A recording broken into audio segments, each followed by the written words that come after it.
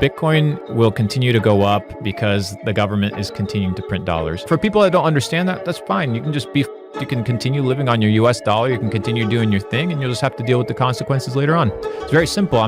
We're not here to convince anybody about it. When Bitcoin was $500, $1,000, $2,000, $3,000, $4,000, and everybody considered it toy money, that's fine. You can continue believing that, but it all comes down to people's lack of financial literacy. And this is what I always tell people. Bitcoin is interesting. Bitcoin is no longer what it used to be, which was seen as some sort of internet scam money or something that would just be used in the black market. At the end of the day, Bitcoin is here to stay. Cryptocurrency is here to stay. It's no longer digital money as people see it some sort of like tokenized toy. It's really the future of finance, and the ecosystem that's built around it is it's evolving. And the reason it's evolving is because the people that control the narrative are evolving. You know, the old people are out. The people that brought in the entire fiat system are slowly dying out, and people are realizing the scam of fiat. They're realizing the scam of fractionalized reserve banking, and they're realizing that the government printing money out of thin air is no longer serving us. So they're trying to flee to something else, and that's usually what takes place. And you know, it just happens to be Bitcoin, and it's working. That people don't seem to understand about crypto is that it's here to stay. It's literally here to stay, because you don't have to submit your ID. You don't have to wait for somebody to give you approval. Yeah, Swift codes and also the none bullshit. of this bullshit, dude. Yeah. Within 10 minutes, within 2 minutes, you have a USDT address. I can send you $100,000 without a middleman. Yeah, that's absolutely phenomenal. It's unprecedented ever in history, and people are turning to that because they realize that the middleman is simply trying to control the narrative, not trying 100%. To protect you. Yep, the JP Morgans, the Goldman Sachs, all these guys that have always been like anti-cryptocurrency, right? That tell you, go ahead and invest in S&P 500. They give you that traditional bullshit financial advice. They've been buying crypto. They won't tell you that they've been buying crypto, but they've been buying it the whole time. Yeah. If you can pull up Luke Belmar Medium Predictions 2024, actually predicted that governments would actually start beginning to add Bitcoin to their balance sheet because it's a safe haven. Yeah. Because what if you are El Salvador? What if you are Argentina? What if you are some European country that is still bound to the monetary policy of the United States? You have no control when the US dollar is going to print more money, or when the Fed's going to print more money, when they're going to print more US dollars. So you need to find safe havens. Treasury bills are no longer really a safe haven. So you need to be in a situation where you kind of begin to limit the exposure that you have to the policy of, or the bad policy of governments. So imagine the US dollar can just continue to exist, and the government can continue to print more dollars because they pay off their own debt by printing more money. Yeah. But what if you don't have the ability to print more dollars? Yeah. You're fucked. Yeah. And that's every other government. Yep. So if you go to... And they're not the reserve dollar. Like, they're not the reserve currency. The reserve currency. Only thing, I don't think people get it. Like, the only reason we're able to continue to print money and do the stupid shit that we're doing in the United States is because we are the reserve currency. Everyone does their deals in US dollars for oil, but BRICS is trying to contest that right now with Russia, Brazil, and all these other countries coming together, trying to create another currency to topple the US dollar. Gaddafi tried to do it actually, where he wanted to unite all of Africa, and they killed his ass. So there's many challenges to the US dollar. And I'll say this too, while we're at the time of recording of this episode right now on February 28th, Bitcoin right now is $61,296. Fucking crazy, bro. And I predict, what you think is going to hit? Highs? pull up the article real quick. Scroll down to money and markets. I tend to make predictions once a year. So, for example, new countries begin conversations towards Bitcoin as legal tender. So right now we have El Salvador, which legalized Bitcoin as real money, which means anytime a sovereign nation legalizes tender, the IMF has to basically say, hey, this is money. So after El Salvador did it, Bitcoin has become real money. It's no longer a what if, it's no longer a maybe. It's here to stay. Yeah, it's absolutely crazy. And the people that don't believe it, you just have to look at their financial literacy, and you have to look at how much they understand about history. Because when you start looking back at history, you begin to understand that the beginning of transactions was peer-to-peer. It was bartering. But what happened? There was a technological limitation, because let's say you had a cow and I had 3 plots of land. Well, what if the 3 plots of land were worth 3/4 of a cow. There was no ability to really scale and build any sort of civilization until the introduction of coinage. And coinage wasn't just a monetary revolution, it's a technological advancement. Why? Because it can stand the test of time, it can be transported very easily. So Bitcoin is just a digitalization of coinage in a way that is easy to transact. If I was to take $100,000 from here to Dubai in gold bars, I would get stopped. I would get questioned. And you have to declare that too. But I don't have to do that with crypto. Yeah. Because I don't have to go through the middleman. Exactly. I can just have a ledger. I can have a Trezor. I can literally just move it really quickly. And what I've come to realize is they've weaponized money, right? To keep people in control. And Bitcoin is an attempt to kind of move away from that weaponization into sovereignty so that we can once again go back to bartering peer-to-peer. Think about the taxation process from the moment you buy a good till the end of the transaction. I pay you for a good, I pay 7%. Now you have to pay taxes on that, right? Yep. If you use the remainder of that money to buy something else, that gets taxed. Not only does it get taxed, but there's credit card fees on every single transaction that takes place. So what happens if you get rid of these transactions, these middlemen? These people can no longer make money, which obviously is their business. People think that the business of the bank is to hold your money. No, they make money on remittances. They make money on investing the things that you deposit.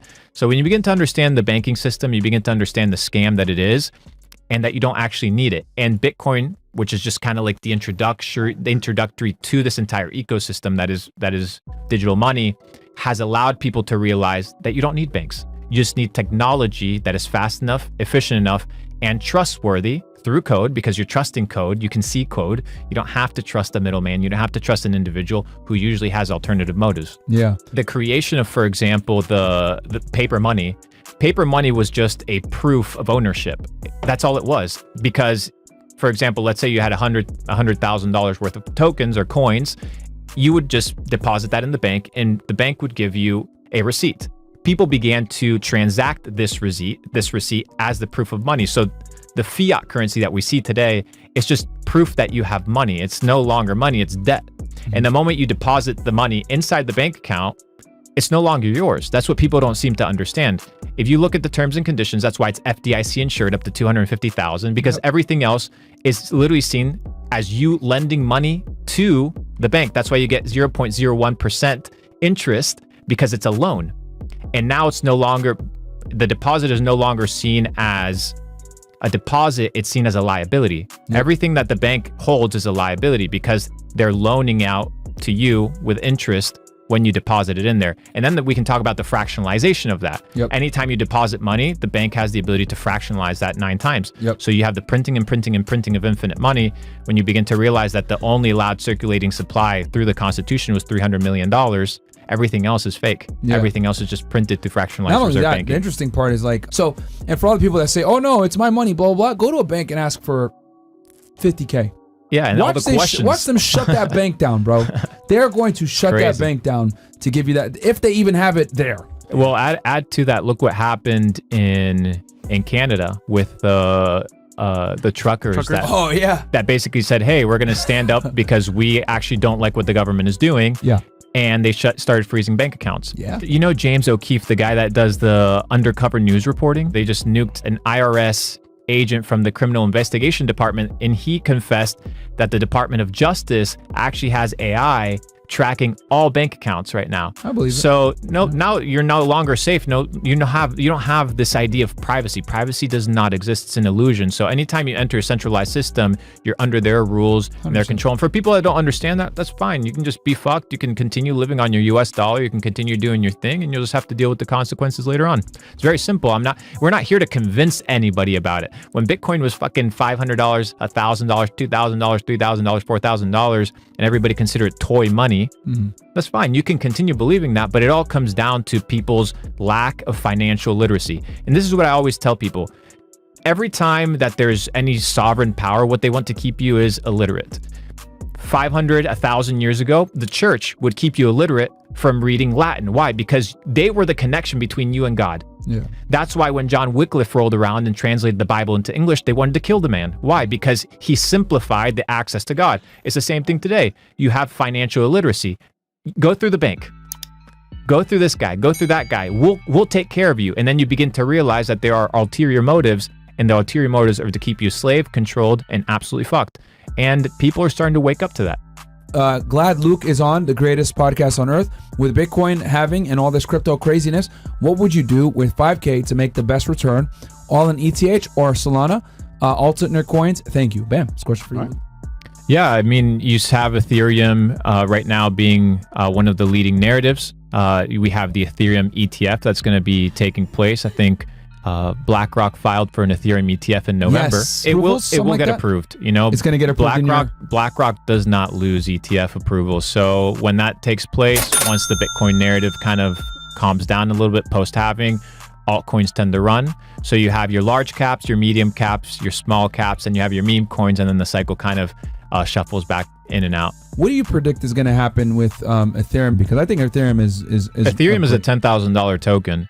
So you have, it's called the EVM. It's the Ethereum Virtual Machine. All these projects and products are built upon it. So it's a layer one. It's what's called a monolithic cryptocurrency at this point, like Bitcoin. Things are being built upon it. Gotcha. So they're ecosystems at this point. So in order to transact in this ecosystem, you need Ethereum. Yeah. So people just use it as that currency. Plus you have the ETF approvals. As soon as it becomes approved as an ETF, what that means is institutions now say, okay, green light to start investing.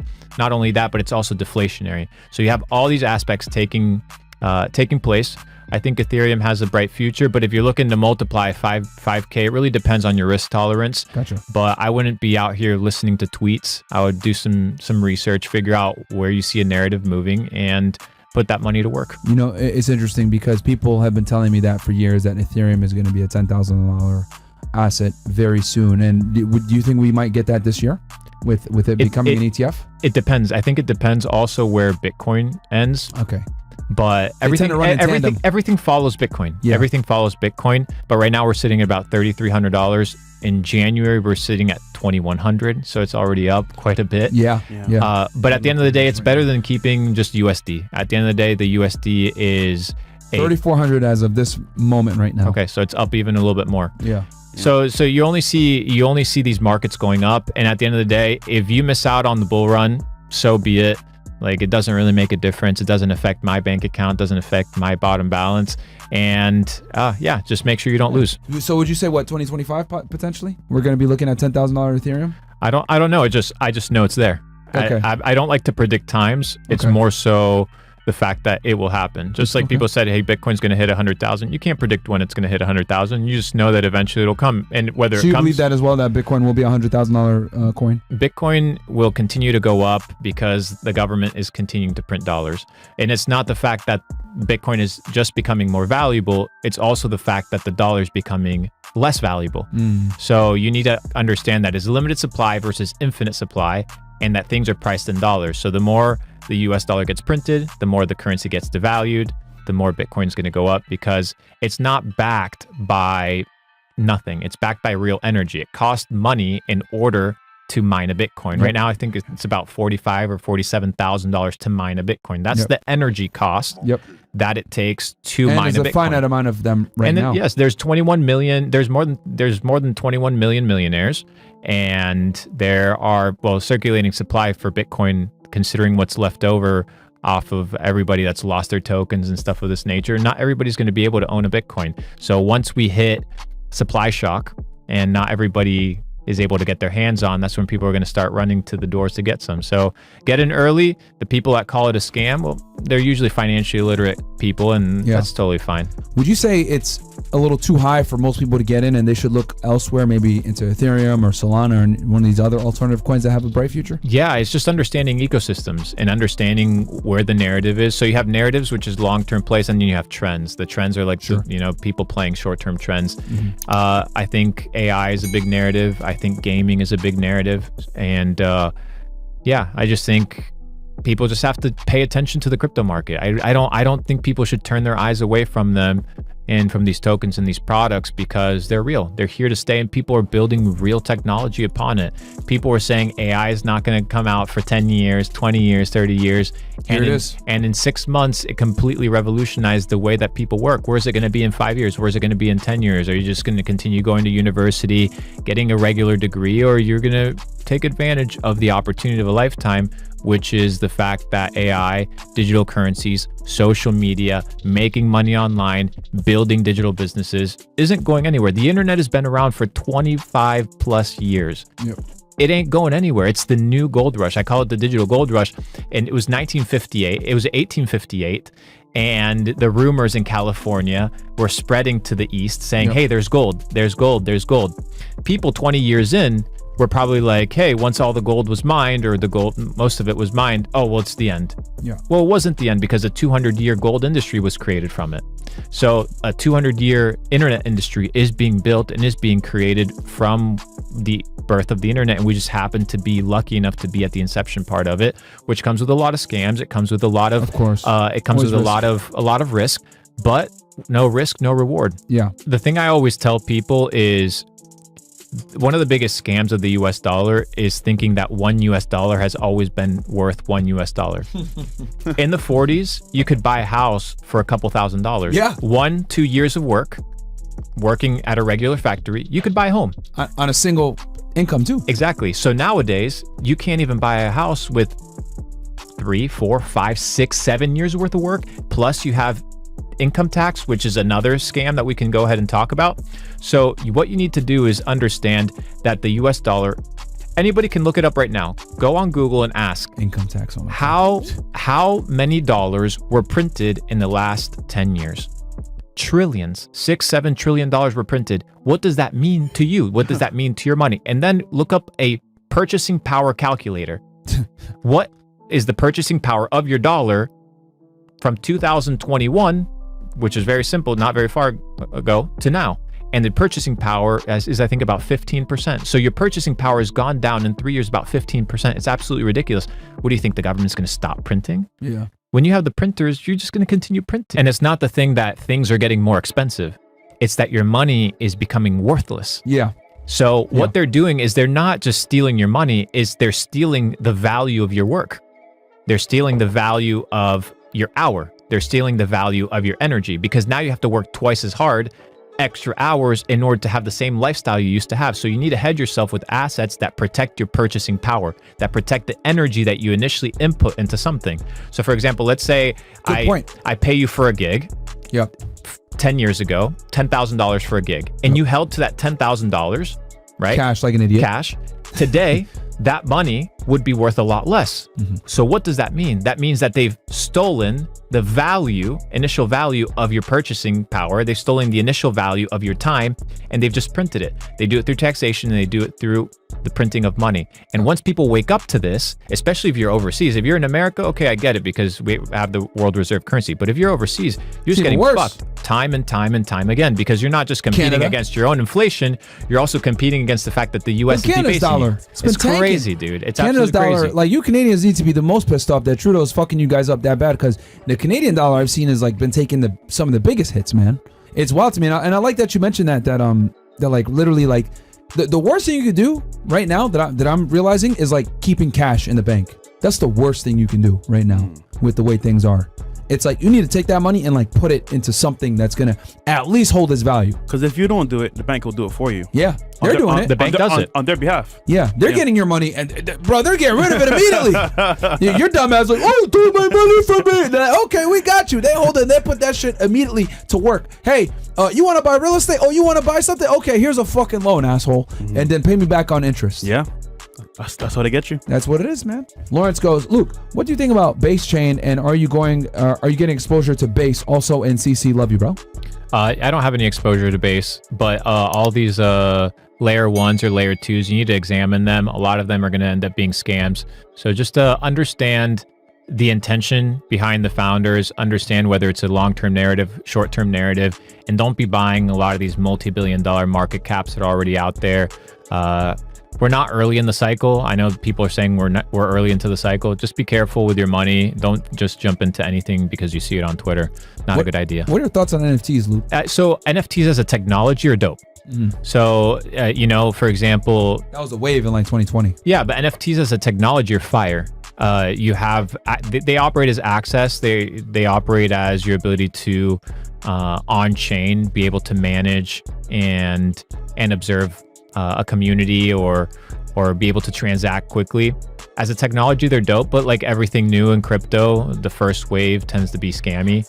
But we see a lot of projects that are surfacing that are using the technology itself to do dope stuff. So, yeah. So you think potential? Do you think people should get into it now? I know that the NFT market went down something like 90% or something like that. Yeah, I mean, dude, it's just risky, dude. It's risky. It's risky. Out of the 1,000 projects, there's 3 that survive. It's just the risk reward ratio isn't really there. Yeah. Luke, thoughts on Solana? Keep buying? Yeah, Solana's a competitor to Ethereum, and you know how like you know the concept of gas fees, right? So gas fees get super expensive in a bull run on Ethereum. Transactions. The transaction fees. So the people that like to trade shit coins or like to do high frequency trading or trade a lot, they partake in Solana or in chains that have low transaction fees. So Solana has a bright future because it stood the test of time with FTX and the whole FTX scam with Sam Bankman-Fried. Yep. They're continuing to build a ton. They're continuing to build a ton of products on top of the Solana ecosystem, and it's really cheap to transact. So, yeah, I think it's here to stay.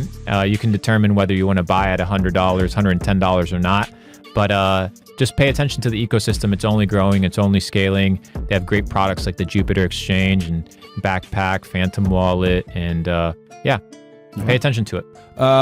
Raindrops goes, hey, Luke, I just got into crypto as a beginner. Do you have a course or a website where I can start my journey? Also, what app do you recommend to invest/buy? PS thoughts on Solana?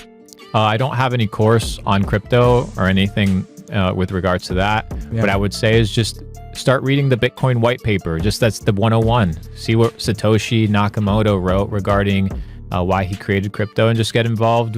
Join some Discord groups, join some free stuff online, go watch some YouTube videos. Don't be out here just buying tokens. Understand the fundamentals, understand the technology, and realize that you're not going to get rich overnight. And just work to get more educated. But no courses or shit like that for me. There you go, man.